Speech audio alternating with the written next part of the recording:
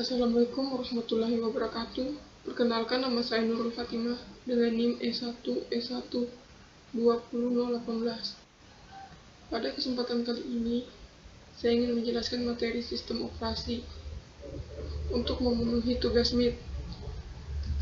Sebelumnya, saya akan menjelaskan komponen yang ada pada sistem operasi.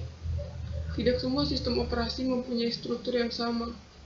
Namun, menurut Evi Berskets, Peter Galvin, dan Geschgen, umumnya sebuah sistem operasi modern mempunyai komponen sebagai berikut, yaitu manajemen proses, manajemen memori utama, manajemen berkas, manajemen sistem masukan atau keluaran, manajemen penyimpanan sekunder, sistem proteksi jaringan, dan command interpreter system.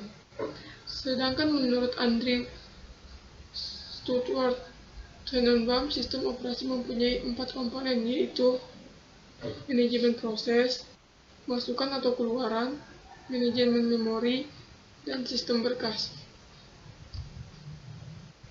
Pertama, saya akan menjelaskan tentang manajemen proses. Sebelumnya, apa itu proses? Proses adalah sebuah program yang sedang dieksekusi. Sebuah proses membutuhkan beberapa sumber daya untuk menyelesaikan tugasnya. Sumber daya tersebut berupa CPU time, memori, berkas-berkas, dan perangkat-perangkat masukan atau keluaran. Sistem operasi bertanggung jawab atas aktivitas-aktivitas yang berkaitan dengan manajemen proses seperti membuat dan menghapus proses penggunaan dan sistem proses, menunda atau melanjutkan proses, menyediakan mekanisme untuk proses sinkronisasi, menyediakan mekanisme untuk proses komunikasi, dan menyediakan mekanisme untuk penggunaan deadlock.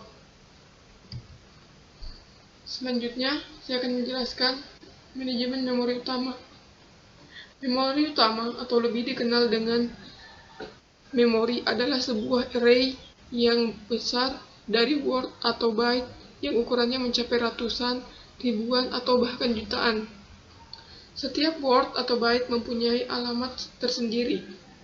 Memori utama berfungsi sebagai tempat penyimpanan instruksi atau data yang akses datanya digunakan oleh CPU dan perangkat masukan atau keluaran. Memori utama termasuk penyimpanan data yang bersifat volatil, tidak permanen, yaitu data akan hilang kalau komputer dimatikan. Sistem operasi bertanggung jawab atas aktivitas-aktivitas yang berkaitan dengan manajemen memori seperti menjaga track dari memori yang sedang digunakan dan siapa yang menggunakannya, memilih program yang akan di-load ke memori. Selanjutnya, manajemen berkas. Berkas adalah kumpulan informasi yang berhubungan dan sesuai dengan tujuan pembuat berkas. Umumnya, berkas mempresentasikan program dan data. Berkas dapat mempunyai struktur yang bersifat hierarkis. Sistem operasi yang mengimplementasikan konsep abstrak dari berkas dengan mengatur media penyimpanan massa, misalnya tapes dan disk. Sistem operasi bertanggung jawab dalam aktivitas yang berhubungan dengan manajemen berkas, yaitu pembuatan dan penghapusan berkas, pembuatan dan penghapusan direktori, mendukung manipulasi berkas dan direktori, memetakan berkas ke secondary storage, membackup berkas ke media penyimpanan dan penyimpanan yang permanen. Manajemen sistem masukan atau keluaran. Ini sering disebut dengan deceive manager. Menyediakan deceive driver yang umumnya sehingga operasi masukan atau keluaran dapat seragam atau membuka, membaca, menulis, menutup. Contoh, penggunaan menggunakan operasi yang sama untuk membaca berkas perangkat keras, CD-ROM, dan floppy disk.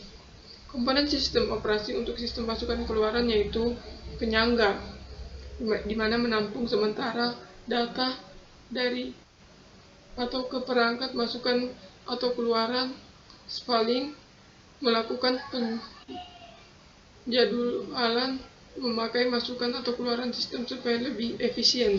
Yang ketiga, menyediakan driver, yaitu untuk dapat melakukan operasi rinci untuk perangkat keras, masukan atau keluaran tertentu. Selanjutnya, manajemen penyimpanan sekunder. Data yang disimpan dalam memori utama bersifat sementara dan jumlahnya sangat kecil.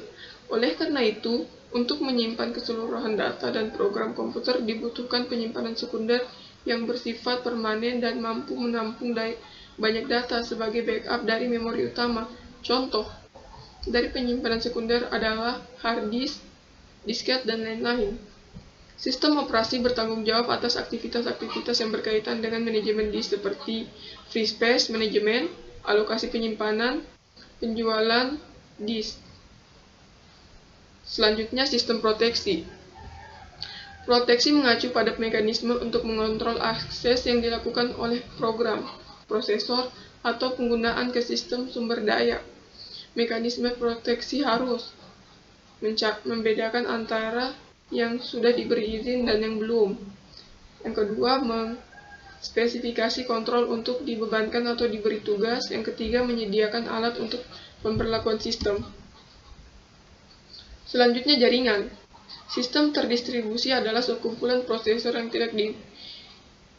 yang tidak berbagi memori atau clock. Setiap prosesor mempunyai memori dan clock tersendiri. Prosesor-prosesor tersebut terhubung melalui jaringan komunikasi. Sistem terdistribusi menyediakan akses pengguna ke bermacam sumber daya sistem. Akses tersebut menyebabkan peningkatan kecepatan komputasi dan meningkatkan kemampuan penyediaan data. Yang selanjutnya itu Command Interpreter System. Sistem operasi yang mendukung instruksi dari pengguna atau command driver.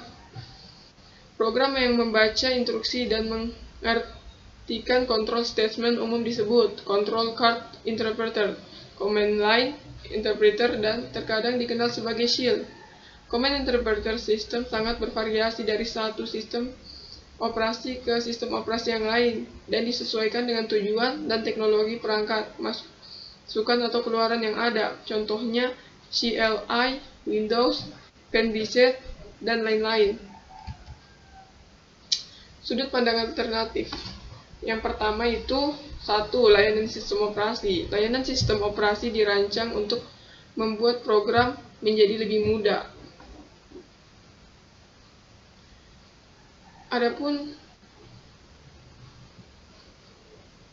antara lain yaitu pembuatan program, eksekusi program, operasi masukan atau keluaran, manipulasi sistem berkas, komunikasi, dan deteksi error. Di samping pelayanan di atas, sistem operasi juga menyediakan layanan lain. Layanan ini untuk membantu pengguna, tapi lebih pada mempertahankan efisiensi sistem itu tersendiri. Layanan tambahan itu yaitu alokasi sumber daya, akunting, dan proteksi. Yang kedua, sistem program. Sistem program menyediakan lingkungan yang memungkinkan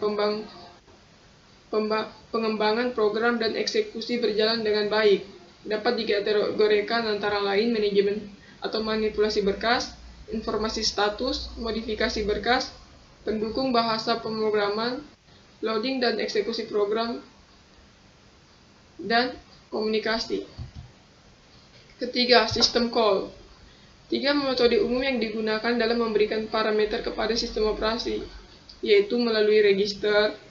Kedua, menyimpan parameter dalam blok atau tabel pada memori dan alamat blok tersebut diberikan sebagai parameter dalam register.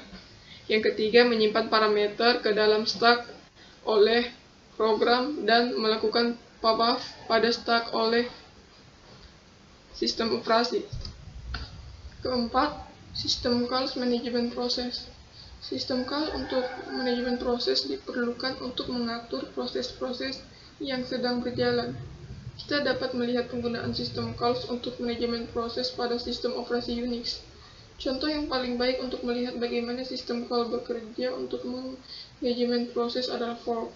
Fork adalah salah satunya. cara untuk membuat sebuah proses baru pada sistem Unix. Force membuat duplikasi yang mirip dengan proses aslinya, termasuk file, deskriptor, register, dan lainnya. Kelima, sistem calls manajemen berkas.